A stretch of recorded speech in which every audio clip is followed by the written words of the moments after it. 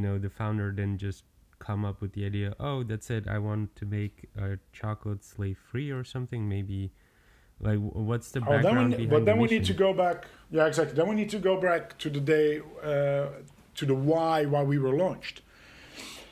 Because in the early 2000s, there were journalists from a investigative Dutch television show looking at the reality behind certain food marketing. It's called Keuringsdienst van Waarde, which is like an equivalent of the 60 Minutes of Food or the Food CIA. And they saw a very tiny article on page 12 of a newspaper that spoke about child slaves in Mali being sold to work in the cocoa industry. And they were flabbergasted. They were like, how can this not be front page news? How can this not be a full page article? So they started investigating and realized that there's a very bitter reality in the cocoa industry, which has to do with more than 2 million children alone in Ghana and Ivory Coast working under illegal circumstances, of which tens of thousands work in situations that we consider modern slavery, which is ridiculous in the industry, in a value chain of a product that we all eat almost on a daily basis in the Western society.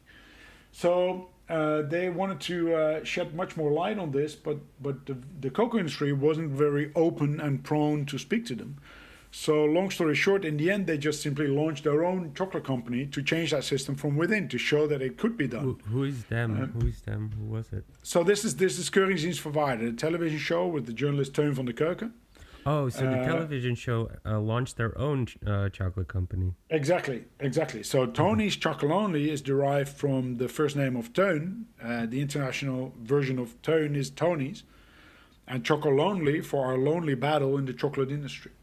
So he simply launched his own chocolate brand to show that it could be done in a different way. And that is Tony's Chocolonely, that was launched in 2005. So you could say, some people sometimes ask us, so where did your purpose come from when you were a company? It's been the other way around. Our company was actually launched, was born out of this purpose. That was to change the industry from within.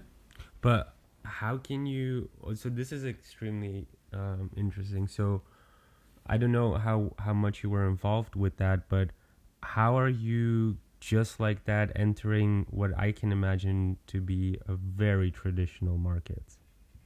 Yeah, I wasn't involved in that at that moment. Nobody was at Tony's, because this was launched from and within the production company of the television show. Yeah. And it is, and we still see that it's hard to change such a huge and a traditional and slightly rusted down industry from within as a small company. If you like this episode, you can check out our most recent one here. And if you haven't already, make sure you click here to subscribe and see the next one.